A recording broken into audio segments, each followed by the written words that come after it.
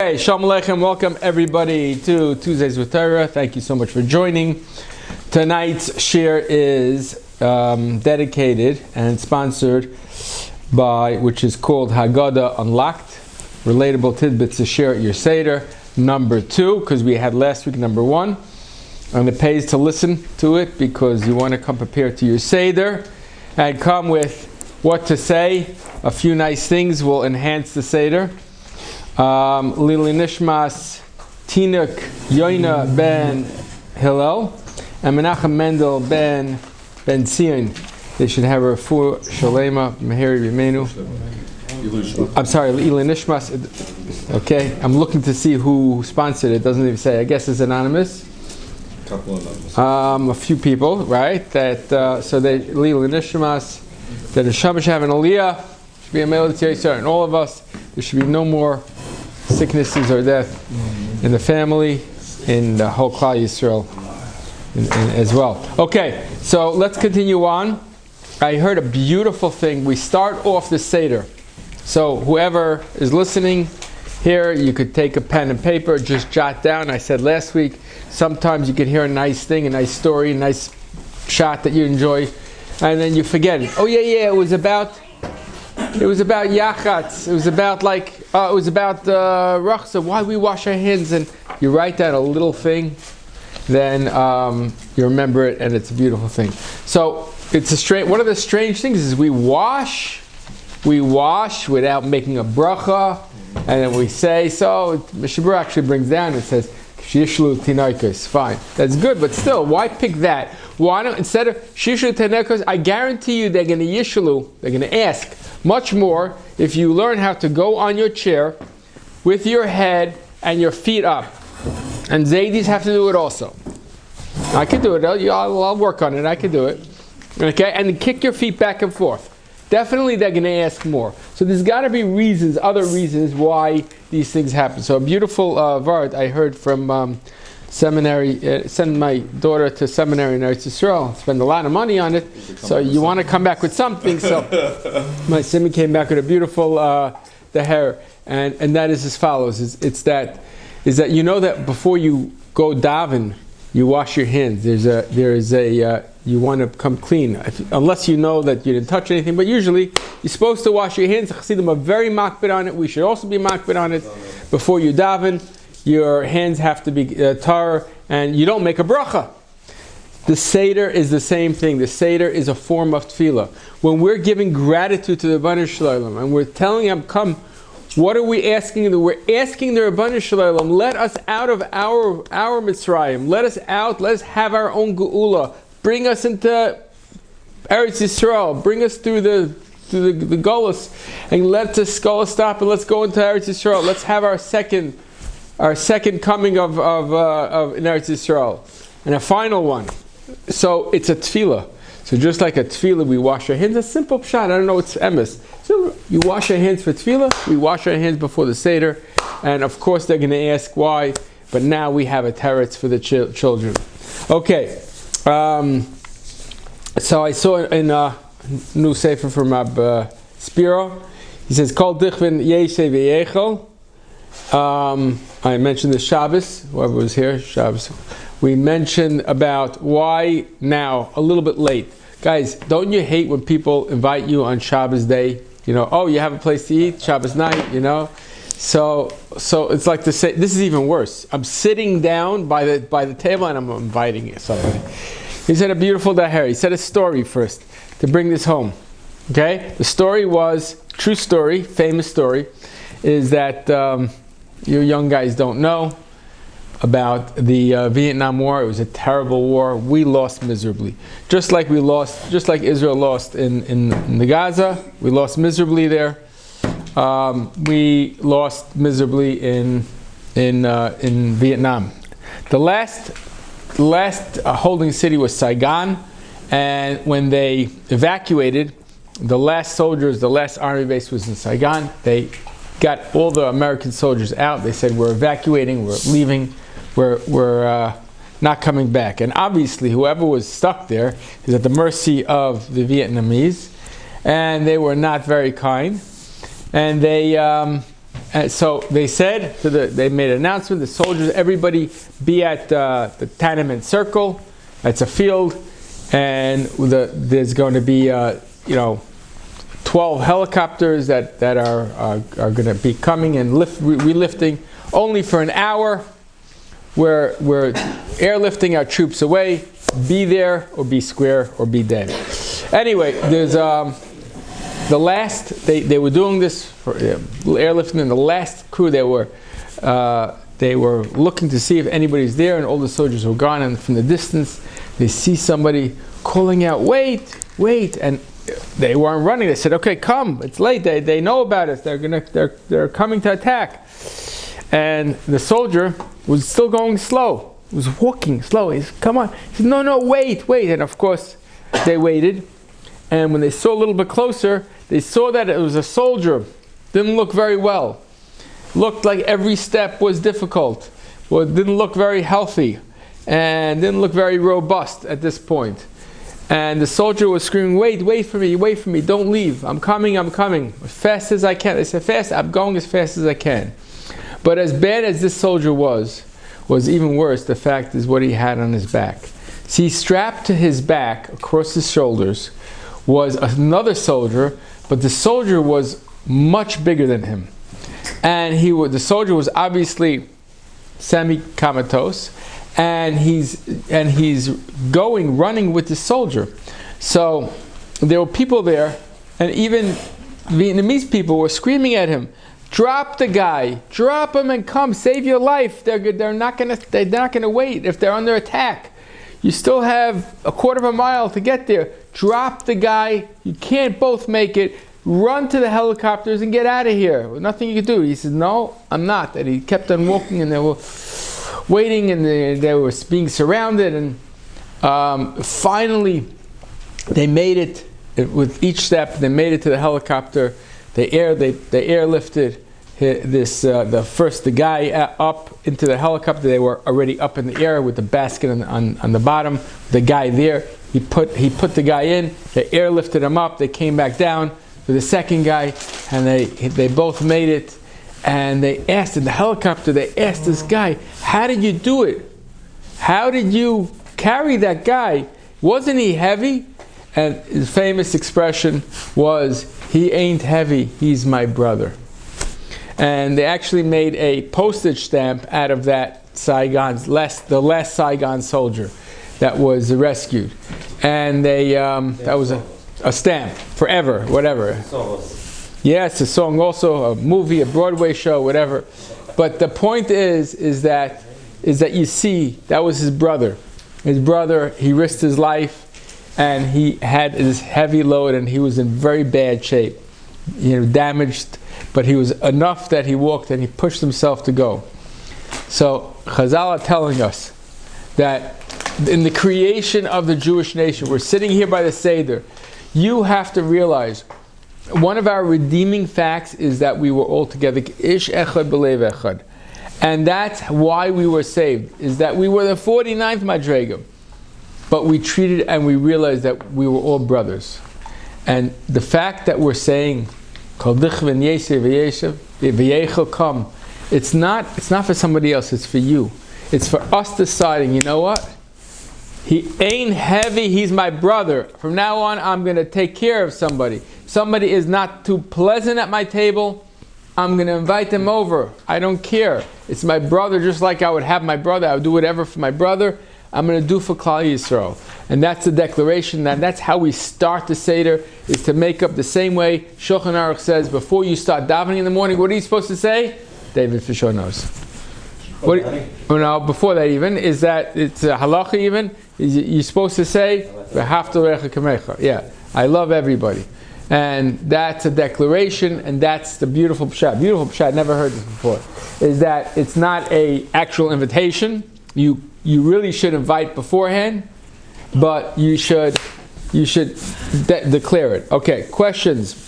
So, Rabbi Meyer Bodner had a story. He said that when he was a young bacher in yeshiva, it was somebody from Rabbi Meyer Bodner. He was bacher in yeshiva, and that's where it was. And he used to come down the steps after shir, and Rabbi Meyer, who was a great big Rosh Yeshiva, would ask this young bacher, "Could you tell me how is shir today?" He says, "Very good." Like the rabbi's asking him how shir was. He said, "You have any questions?" So the first time he told him, like, no, and then he's asking him, he's going to feel bad. Yeah, I just thought maybe this and this and this. And he came up with some lame question. He asked him, they discussed it. He said, very excellent, beautiful. The next day, same story happened. He's coming down the steps after shir, and he's being targeted by Rabbi Meyer Bodner. And again, Rabbi Meyer asked this young Talmud. He said, "How was shir today?" "Oh, shir was great." And he's thinking, "Oh no, I better concentrate a little bit better." And he says, "Do you have any questions?" He says, "Okay." And again, he managed to think of something. He asked him, fine. The third day, he already had made up. He decided, I'm not gonna play this game anymore. I don't really have questions. I don't have anything to say. I'm not gonna make believe like I have and this and think and that. He said, when he asks me, I tell him, no, I have no questions. So taka happened. He asked him. Eli Meir says, "Young man, you're bacher, you share. Any questions?" "No, I have no questions." So he told him a beautiful lesson.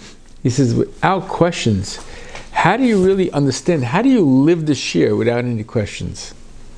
And he realized, the bacher, that in order to live something, you have to think about. Wait, let me think about it. And then if you come up with a question, that means that you're really thinking, you're internalizing what it's saying. And not only that, and it does another thing. The whole day you're walking around with a question means that you're living the shir. You're not just heard it, the sermon, very nice, beautiful, this makes sense, goodbye. When you think of a question, even if it's superficial, I don't have, but yeah, think, wait, let me think. Then you're really internalizing it and you're living with that shir. That's the why. The whole Seder is all about questions. It starts off with the Manishtana and the whole, and there's a lot of questions. What do we say to the four cons? What should we answer him? What are the kids asking?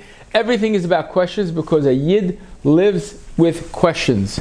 It's a good thing you ask. Don't ask questions. That's a Christian, or not any, I shouldn't say. A lot of other religions, they don't. It's blind faith. Don't ask any questions. This is how it is. By us, we're all about the questions because that's learning. Without the questions is not learning, and that's a beautiful lesson. That's why there were so many questions. Okay, Ramaylich Bidamim said some beautiful things I'd like to share. I brought actually the Haggadah. I'm leaving it in the shul because it's just so good. You'll see it over Pesach, where to look through. And he says that in the name of tzaddikim, my theory is that when he says, he likes to say over from other people, my theory is that when he says in the name of tzaddikim, it's really his svara, but he doesn't want to say it's my svara, but it's a beautiful svara. It says, Shlecha b'vad amar aleinu l'chalisenu. Not only one, he says, what does that mean? It's Shloi Echad Bavad. Many people think that the like the Yetzer Hara. What does the Yetzer Hara try to do to us? Tries to tell us, you're not. Why do tshuva? What do you think you're doing? You're going to go to davening this morning? You're going to come late the next day. What's one time do? It's just one time. Big deal. Don't even do it. Just forget about it because it's not going to last. That one time is the Yetzer Hara. And the Yetzer Hara wants you to say, oh, you're right, forget it, I'm sleeping in bed. Or I'm not going to learn anything, I'm not going to come to Seder, I'm not going to hold myself back from anger, I'm not going to make sure I talk nice, to pick up the phone, and that one time, I'm never going to do it again. I'm going to pick up the phone, and I'm going to call a guy who needs chizik, a girl who needs chizik. No. That one time is the Yetzer Hara. And he says that's the pshat. Shaloi echad bavad amar aleinu. The echad bavad, only one time. Amar aleinu l'chalisenu is really Yetzer Hara coming to destroy us. Rather, what's the rest of the puzzle? Right? It's not. Hakadosh Baruch Hu, he's going to help us. If we do Hakadosh Baruch Hu matleinu miyah, Hashem is going to come help us. And if we do our little part and we show HaKadosh Baruch Hu that we want, and that's what happened in Mitzrayim. In Mitzrayim, Hashem wanted us to have some schusim where He gave us 2 mitzvahs. Does anyone know the 2 mitzvahs that He gave? It has to do with blood. Bris Milah? Bris Milah, very good, and very good. 2 mitzvahs, 2 more blood. Damim, that's why it says damim. And that's those only one little things was enough to one things that were very, very enough to do it. And there was once a young Rebbe, actually. You know how some of these Hasidic Rebbes become Rebbes? It's lineage. And the young guys with just barely a little wisp. Anyway, so one of these fellows came to the Chazon Ish and he said to him, listen, I'm not fooling myself. You know, they're hiring me as whatever his father or uncle died, whatever, I'm the next of kin. They want me to be Rebbe of this big clan of Hasidim. And I know who I am. I know what I do. I know what I don't do. And it's a joke. It doesn't make sense. What should I do? Should I accept it or shouldn't I accept it? Or should I tell him, I'm not right. I'm really not right. So the Chazon Ish said as follows. He said, I wrote it down. He said that he says that in these days the generation, and this is in 1952, he says the generations is so bad that anybody that gives encouragement to other Yidden can be called Rebbe. He says it's so people are desperate for encouragement. You know, learning, and by the way, it's more so now. It's so much easier now to learn and get a shir. You could Google any shir and anything.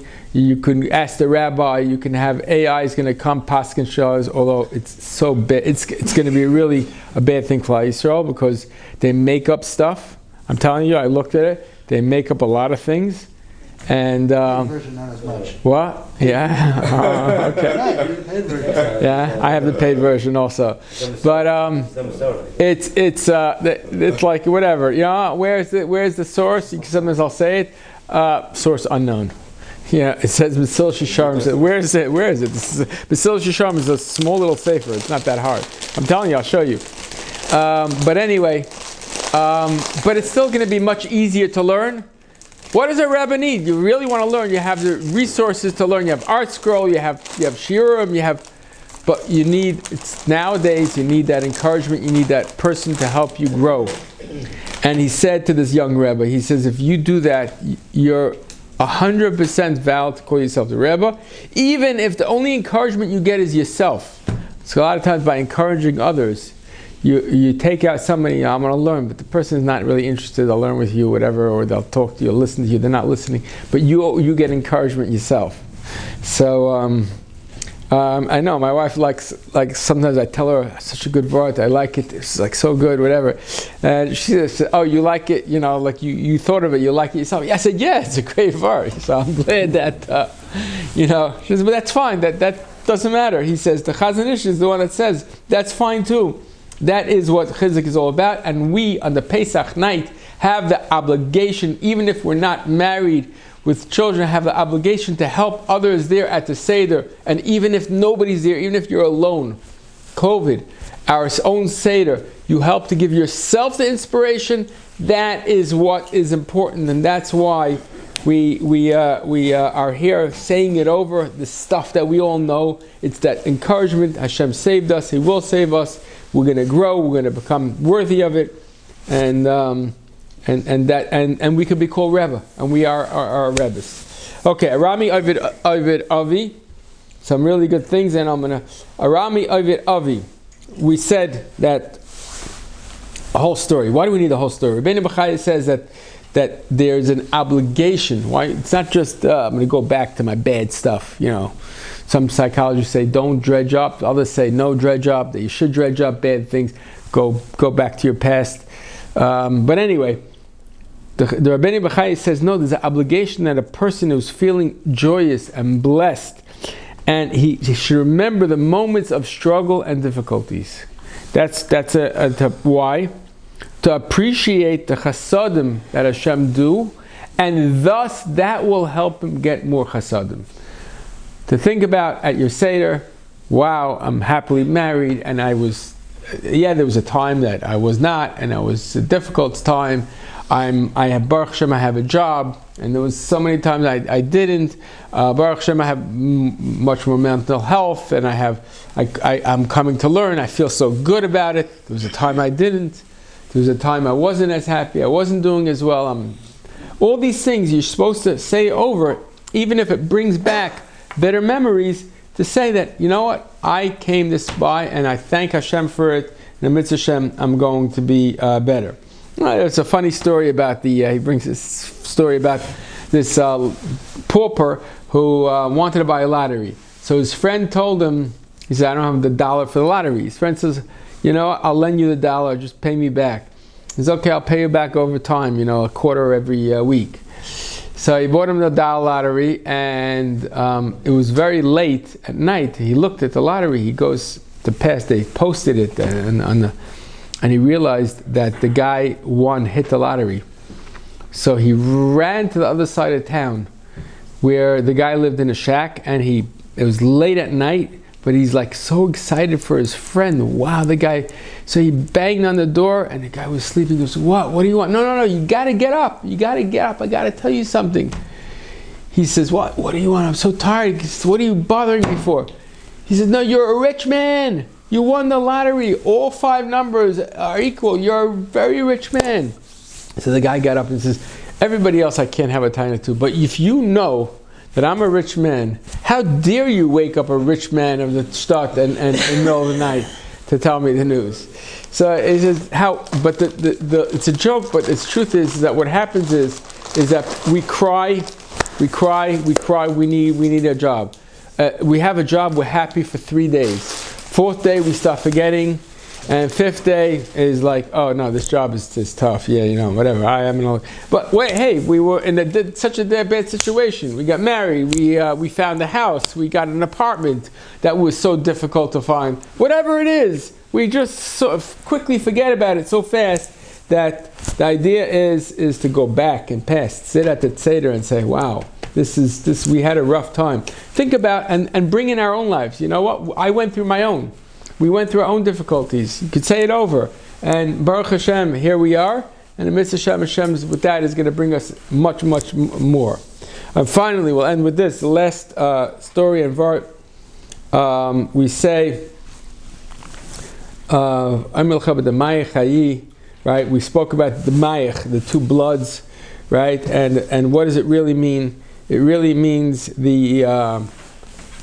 our blood. When we do something with our blood, it's our heart, it's our obligation. When we do something for the Rebbeinu Shalom, it's a service, right? Everybody has Mitzvah Shem. Whoever's not married, you get married, you'll see that your spouse has a language of love. There's different languages of love, right? There's acts of services, there's affection, there's talk, there's time, quality time, right? So one of the languages is acts of service, when you actually do something, right? And that's what a carbon is. Carbon is is a little bit, actually carbon has a little bit of everything.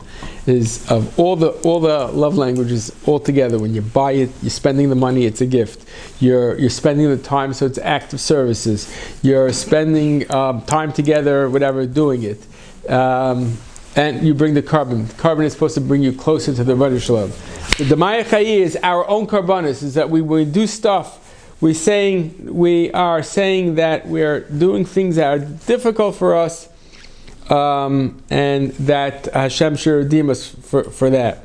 The story of a bacher that he wanted to see the Chavetz Chaim, so before he went back to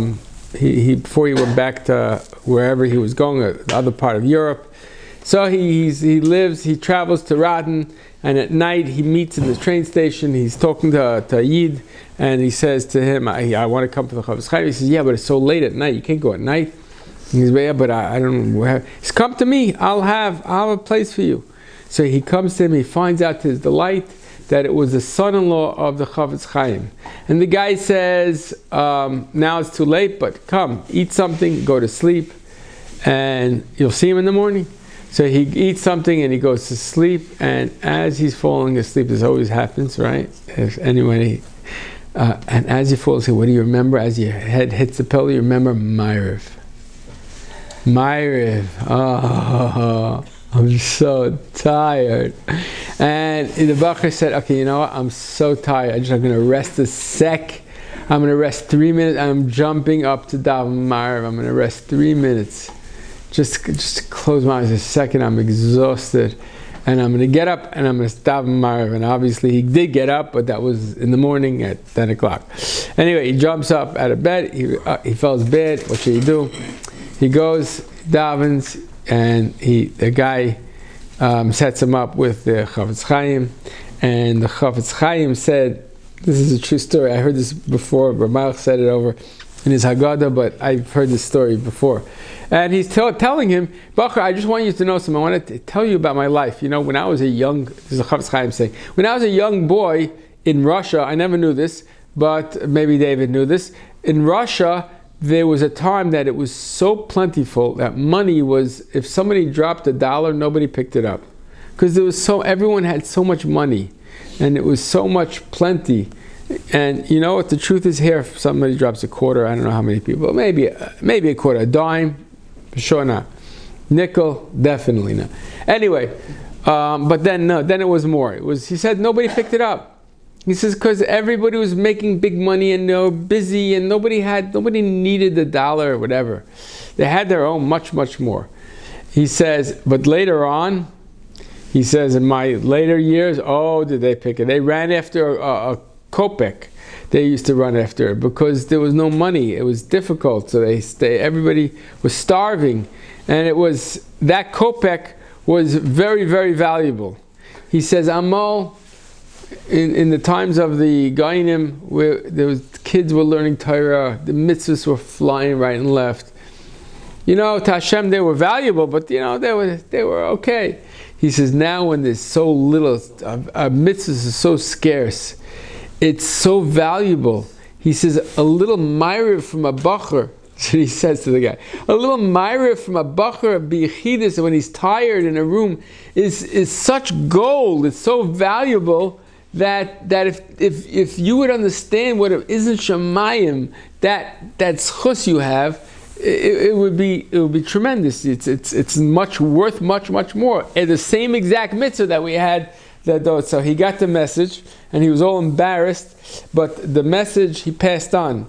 He says that our mitzvahs that we do, our difficulty when we come to the Seder and we do it right and we do it with a smile and we do our mitzvah that is so valuable to the Rebbeinu Shalom, that He's going to definitely see us doing our mitzvahs, doing our Seder, and He's going to bless us with brachas and atzlacha and gesund, and we're going to see Meher B'Yameinu, all of us coming to Eretz Yisrael, and definitely all of the tzaras of Klal Yisrael finished and gone, and we'll all be together. Meher B'Yameinu. Thanks for listening. Have a wonderful Pesach Chag Kosher v'Sameach.